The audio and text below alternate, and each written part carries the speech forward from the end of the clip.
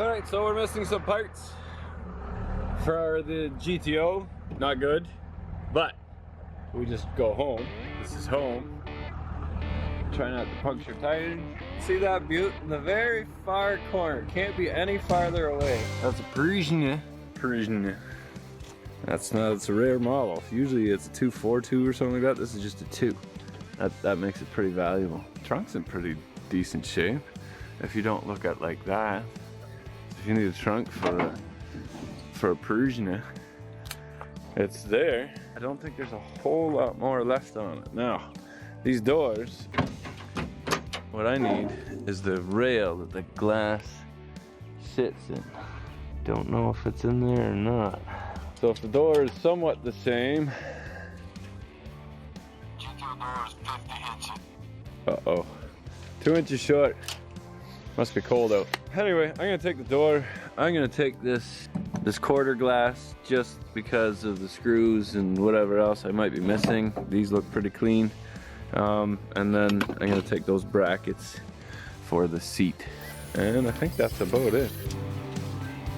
From the center of the car is 16 3/4. Space 33.5 apart.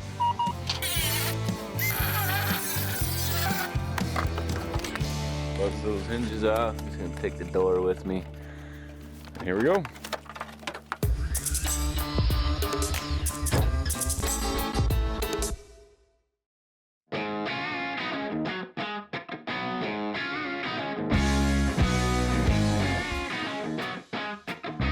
So once we get the whole car done in this finish, we're gonna put a ceramic coating on it. While we're at it, why not? Let's just rewire the car. We are doing absolutely everything we can to get on Power Tour. The machine shop is working hard to get everything prepped to have a brand new, perfect engine. While the engine's out, there's one more thing that we can upgrade, and that's our steering. Oh, we have a headliner. That means we can put the floor in, put our seats in. You're gonna help us put some glass in? We'll lay glue and we'll slap it in. This is the headliner before the wrinkles in it from packaging. So we're going to lay a towel on it and then iron it with some steam. Use a blanket and then the steam option and an iron. Otherwise, wet the towel with a little bit of water and then use the iron. The less wrinkles you start with, the less you'll have to deal with in the headliner. Okay, so we have our headliner laid out. We've got it ironed out as best as we can. The biggest thing is trying to get the wrinkles out from the way it's laying folded up in the box. So then we measure half and we cut a little piece out of the center where the bow attaches to the clip.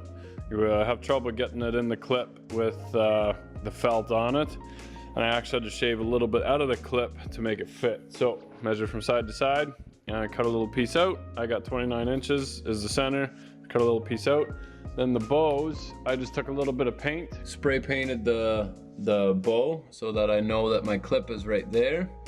And I can put that in the center of what I cut out. So pay close attention to where the bows came out. Take them out one at a time, put them back in the same spot. This distance is closer to the back, so the back bow is closer to the edge of the car, so you know this is the back of the headliner, that's the front. So here we go.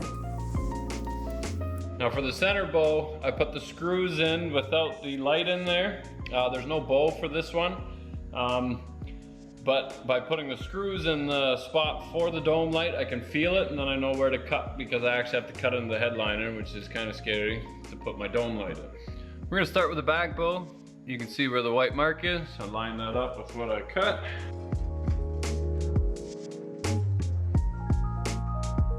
Okay, I've got the paint on either side. Now I know that that's the middle. Even though this isn't tight, I'm gonna snip this back. I'm gonna take this off, make a couple slits in there, and then make it so I can poke this out. I might have to cut it back a little bit more once I stretch it. But every rod is going to be the same way. Here we go.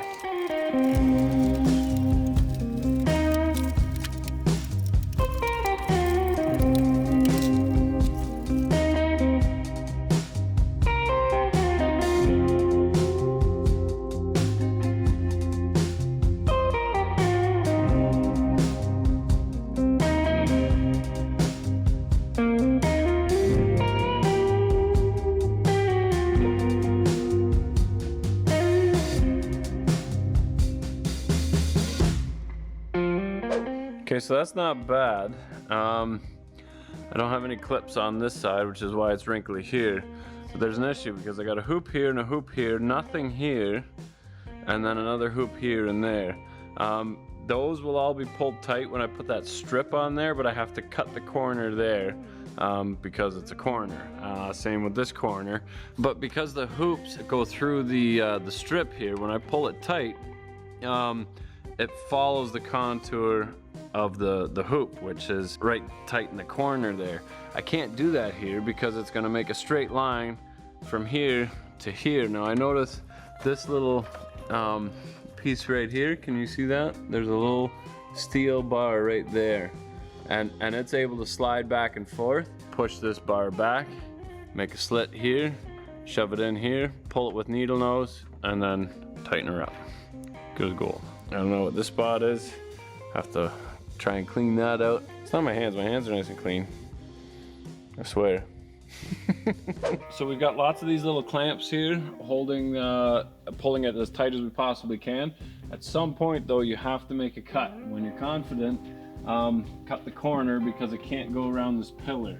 Again, same as we did with the dome light, I put these screws in the holes almost all the way, so not so that they're pushing down on the headliner, but I can feel them. There's one, there's two, and there's three. So without a doubt, I can make small little surgical incisions and find my headliner hole.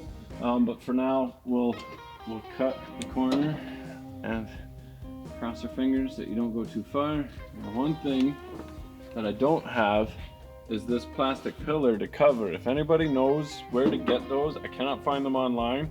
I need the plastic pillars to cover this up. Either way, we're starting to look nice and tight. I haven't used any heat yet. I'm actually really happy with how this is turning out. So we'll get to this back corner here. Keep in mind that if you cannot get rid of this wrinkle, make sure that where your bow goes through isn't bottoming out, that you've got enough backed off on that bow. You know, remember when I did that with scissors?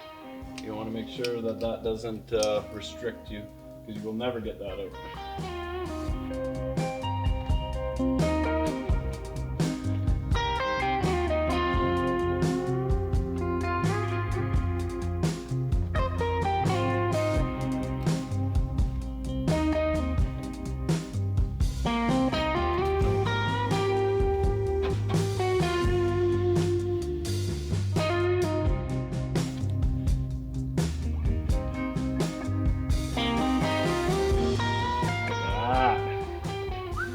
It's like I did this before. I haven't found the dome light in the box yet because there's only a bow on these two and these two. It's only the dome light that holds it up in the center here, which is kind of a big deal, especially because we don't have air conditioning. We're going to be driving with the windows open. We don't want it to flap, so we'll have to find something. We might have another Wreckers that we can grab a dome light from if we don't get one online in time. But I do have the screws in there so that I know that here's one. Oh no, I only put one in because I'm an idiot, but it was the back one.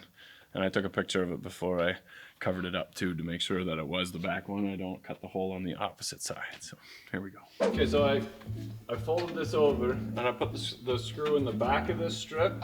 That'll let me find this hole much easier. I can pull that as tight as I possibly can. I'm gonna put that screw in. Pull that back screw out again.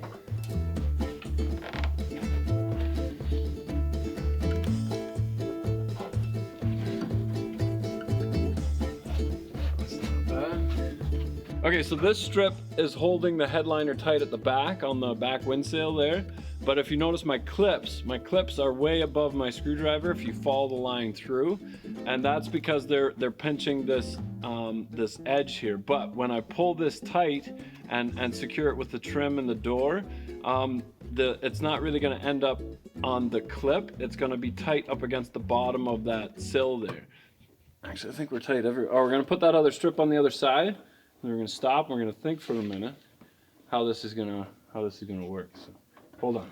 That's pretty darn good if you ask me. Like, I'm not done yet. I gotta put the stuff on the side yet, but yeah, carry on as if normal. Here we go. Okay, so this is the strip that goes up inside the door. It's got a little bit of felt, like a sealer on there. Use a little crud cutter and spray that on. Let it sit for 15 minutes, and then that'll peel that off nicely.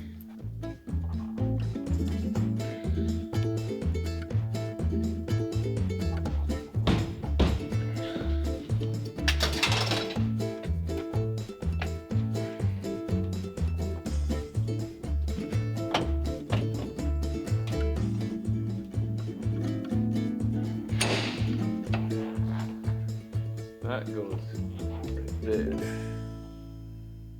Now that doesn't hold this strip in, but I think if we put some 3M glue in there on the headliner, on just the inside of the headliner here, and then hold this thing up into there, and then put this strip on there with some felt, I think that's it.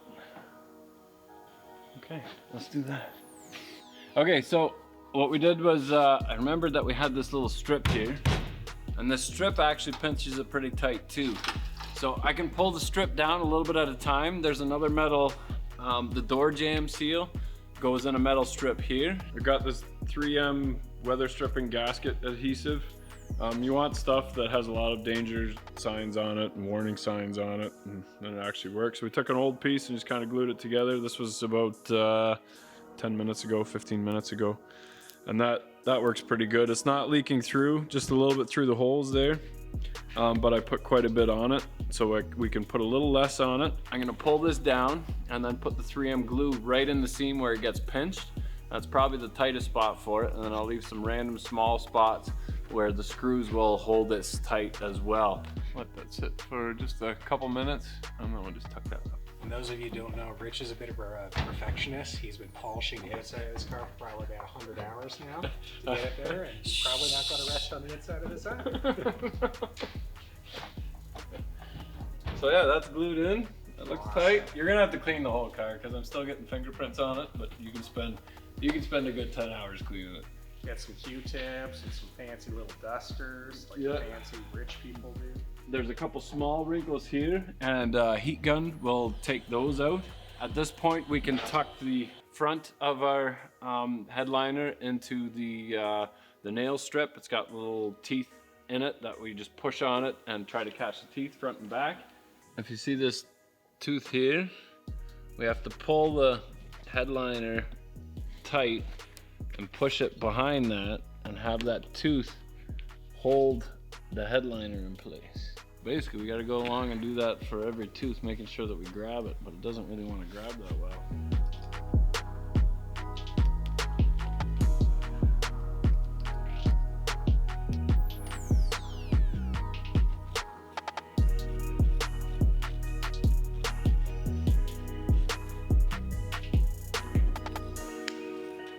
So this is the plastic strip that goes along the windows on the inside. We've got two of these for the back window, and I see that the way it goes, because the window, that steel strip with the teeth in it gets pinched by this along with the headliner. So that's what keeps the headliner from coming off the teeth.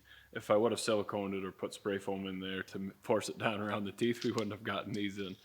Think it through, and it'll all make sense. It's a giant puzzle without the lid to the box, but it only goes together one way. So we sprayed this, it had all that glue on there. Look at this. Oh, so nice. You just wipe that off.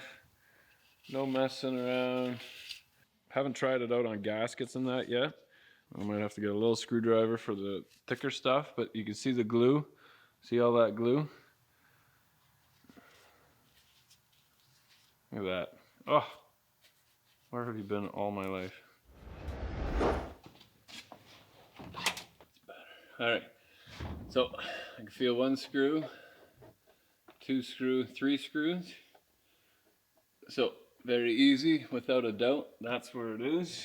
Keep your fingers on them, poke a hole in there, right in the center, and then cut towards the screw. There's 1. There's 2. There's 3. Now I can take the screws out. This only goes on one way. You see how I had them recessed in quite a ways because you don't want it to push down on the headliner. You don't want it the entire length there because then you'll start wondering why you have wrinkles.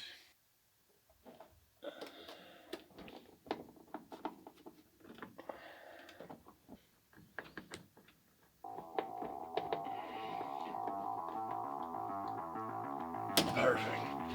So nice. And we got a headliner, so really, it's not that complicated. I took my time, I hung it up, and then I left it for a couple days. I came back to it. Fresh eyes, fresh thinking. If you're frustrated, just kind of walk away. I think leaving it for the weekend kind of gave it a chance to pull and kind of find its spot too. It also helps having warmer temperatures. So it's still pretty cold and rainy and wet outside, so the temperature really didn't help me. But here we go, I'm happy with that. Oh, we have a headliner. That means we can put the floor in, put our seats in.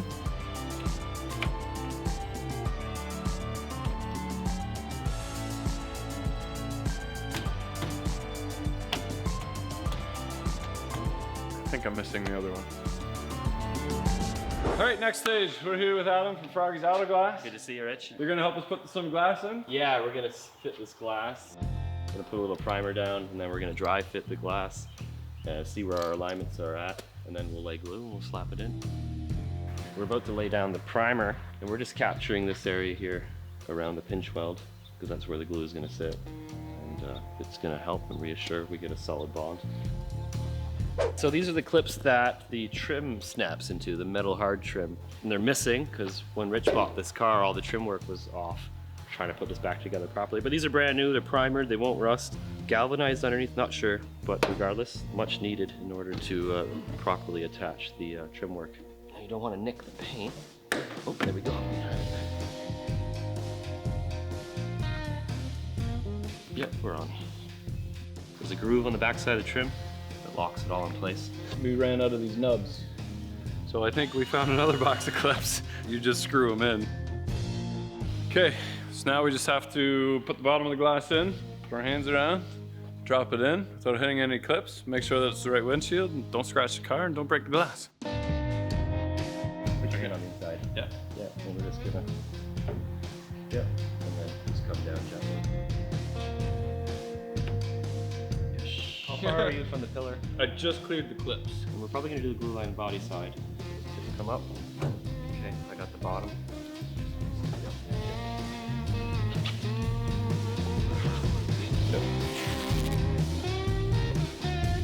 So we're taping this off because we're putting a primer on the glass side so the glue has something to stick to. Otherwise, bare glass with the glue, it's probably not going to bond properly. We'll primer it, and so it does have a chance to bond. No leaks. Preventive.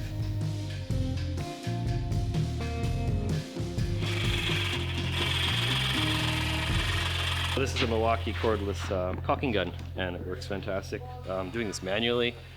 I've had so many manual caulking guns that regardless if you bake the tube to a certain temperature or not, it's just going to tweak the handle and twist it and bend it. And this thing is standing up for a long time now. Yeah, good quality.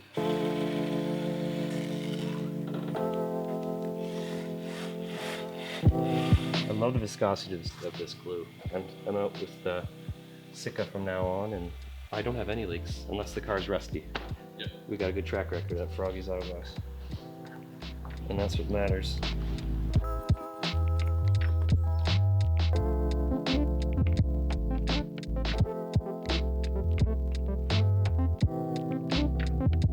Very narrow fitting window, but it's correct, right? Yep. It is what it is. So right now we're just gonna two-hand it gently. Don't go crazy. We don't want to squeeze it. We just want to bed it in so it's square, so to speak. Because this is the problem. You squeeze too much, that's when it starts coming out on the inside. Yeah. And it looks like hell, right? Yeah. You got to be conservative. You can't start laying it down. No, I thought you were pretty generous there already. I was only because of the inconsistency of the pinch weld. Right. You know, you got slag hanging out here, and you know, excuse me. That wasn't even me. I welded on this one. Right.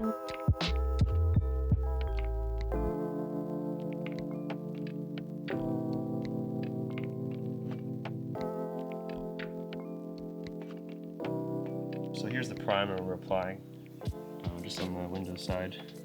glue can bond adhere properly. And we've got this tape line to control it, just so we have a better looking finish in the end.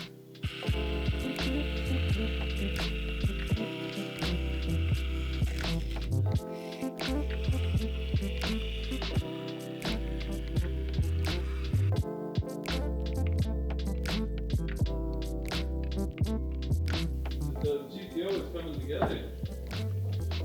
Yeah, no, that looks really good. Okay, we'll leave that there.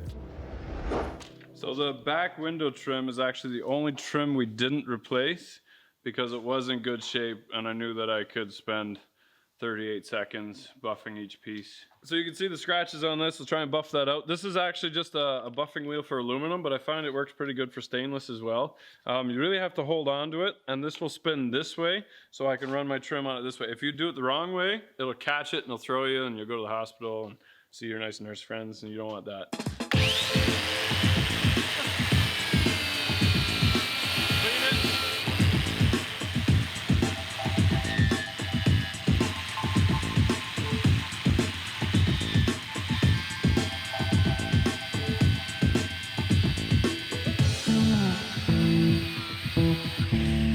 Takes about a good 80% of the light scratches out.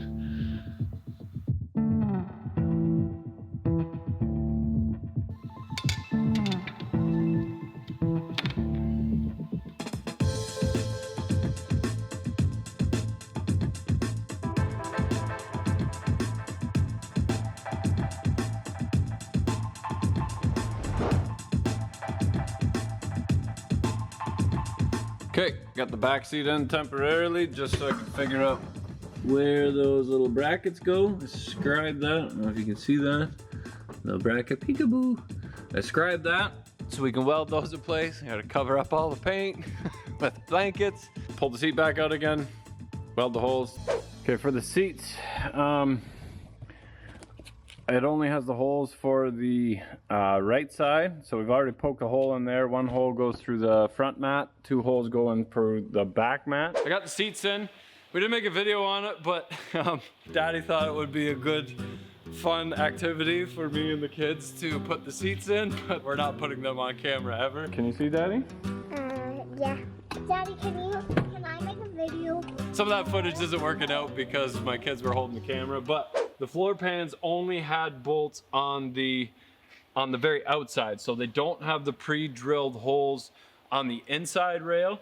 So what I did was poke the screwdriver up through the holes, saw on the carpet where to make a slit, just took an X-Acto knife, just made a small little X so that I could stick the bolts through. I bolted the rail down to the floor without the seat on it. I bolted the inside rail to the seat.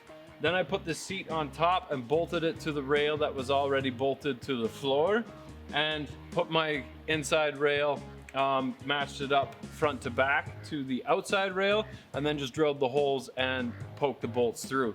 It's tricky with the carpet to find the right spot without making a giant hole in the carpet or to get frustrated, and we didn't want to do that. We also have our layer of insulation underneath, which makes it all the more trickier to find the spot. Now, the passenger seat is sitting right, but the driver's seat is leaning a bit. I think the bottom is flat. I think the back is tilted in this way. And I had that with the Firebird as well.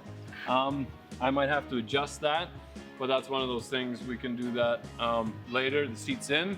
The seat belts are in. So we've got working, functioning seat belts and seat. Hey, Kenny? So this is the material that we're using on the back window tray. This kind of matches the top of the dash, which is what we're going for, and basically we just cut out a couple spots for speaker holes. So what I'm gonna do is I've got a knife handy, and basically just this is contact cement, so we'll put a little bit on here.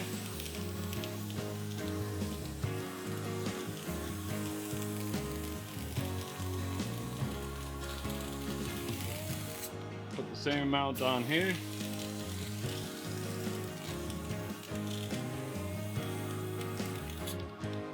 Let that dry for just a second. There we go.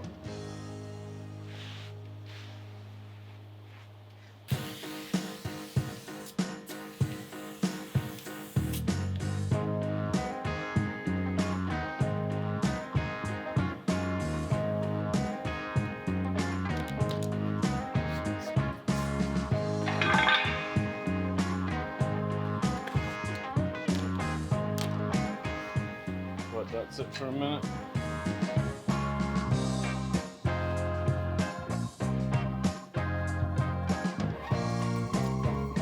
So I didn't mean to cut through. I did cut through. That's where the speaker will go.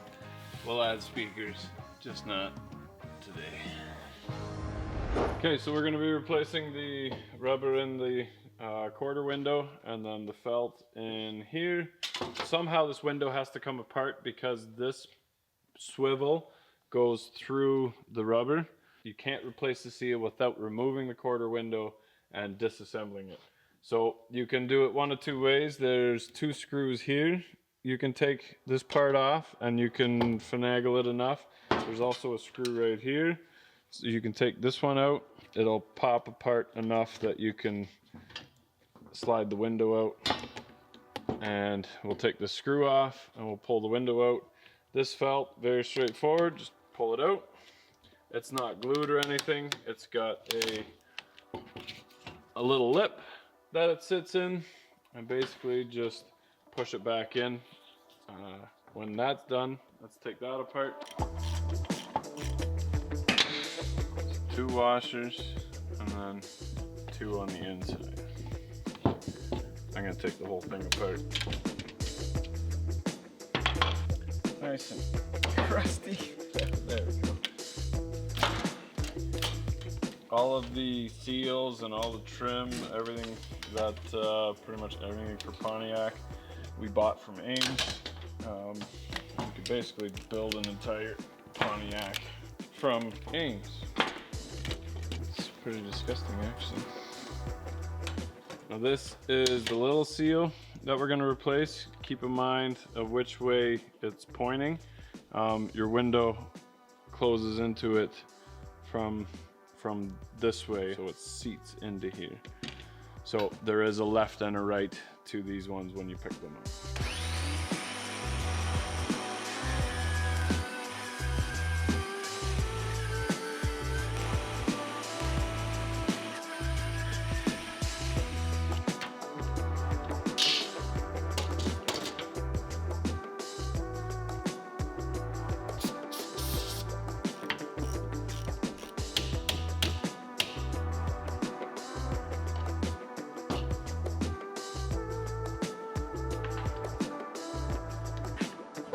Okay, you guys might remember that I never had this rail on the driver's side. So I bought this glass off of a wrecking yard, but it's the wrong glass.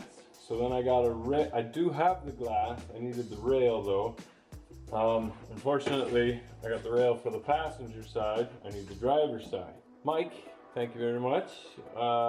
Sent him some swag and he sent me the proper rail and regulator for the driver's side. I just got to get this glass out of this rail so I can use that felt and put my glass in his rail. Figure if I shatter the glass now, there's probably nobody at ER right now, so I'll probably get in right away. Yeah, it's not so bad.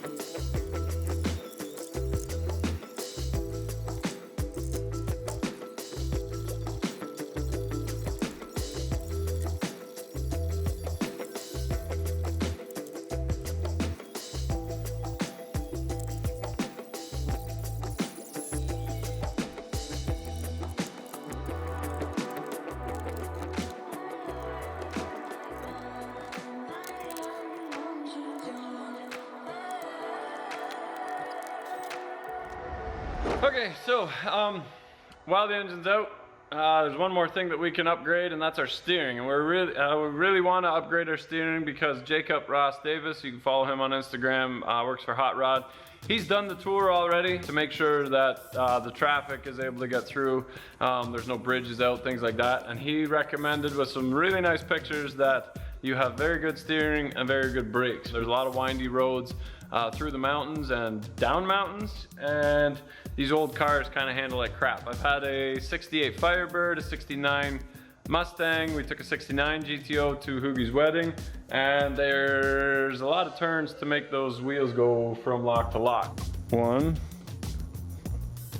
2, 3, 3 3/4. So Borgeson set us up with a direct bolt-on fit modern steering box, a lot tighter ratios, and makes it feel more like a modern car. So the nice thing is it's just a direct bolt-on, no welding, no nothing, bolted on, away you go. So let's do that.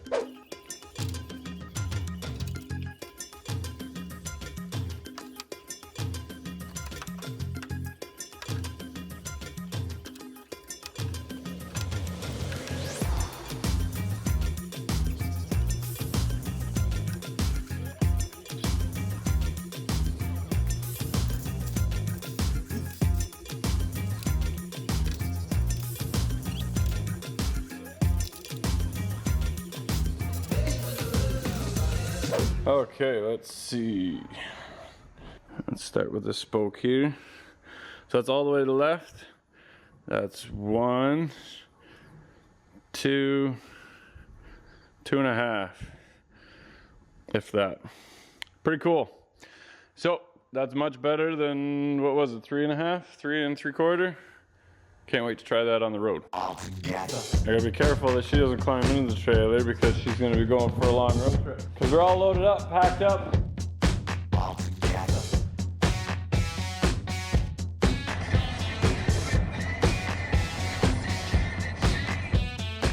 I don't feel so bad trailer because the weather sucks.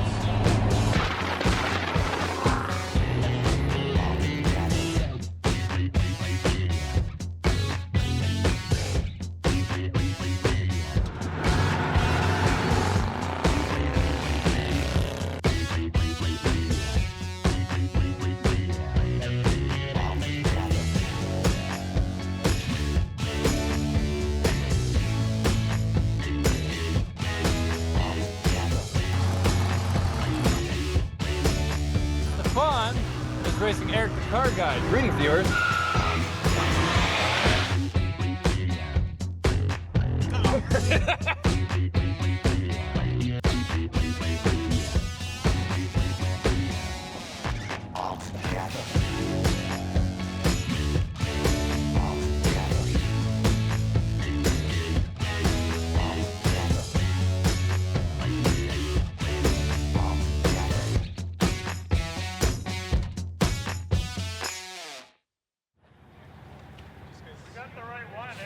You did! It's got new frost plugs and everything. Oh yeah!